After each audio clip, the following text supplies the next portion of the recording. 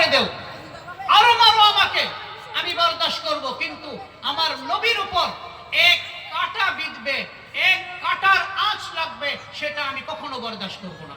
হযরত খাব্বাব রাদিয়াল্লাহু আনহু এরকম কষ্ট করতে করতে দুনিয়া থেকে বিদায় হয়ে গেছে। হযরত আম্মার বিন ইয়াসির রাদিয়াল্লাহু আনহু, হযরত সুমাইয়া নাম শুনছি আমরা, হযরত সুমাইয়া ইসলামের প্রথম শহীদ মহিলা। হযরত সুমাইয়াকে ইসলাম কবুল করার জন্য আবু জেহেল আর অন্যান্য কাফিররা মিলে শহীদ করে দিয়েছে। এরপরেও একবার মুখে উচ্চারণ হয়নি যে আমি ইসলাম ছেড়ে দিব। এই কষ্ট হযরত হাবিব বিন যায়েদ রাদিয়াল্লাহু আনহু, বুখারী এবং মুসলিম শরীফের হাদিস, হযরত হাবিব বিন যায়েদ রাদিয়াল্লাহু আনহু মুসাইলামা কাজ্জাব, এক মিথ্যা নবুয়তের দাবিদার, সে ধরে বলছে তুমি আমাকে নবী মানো।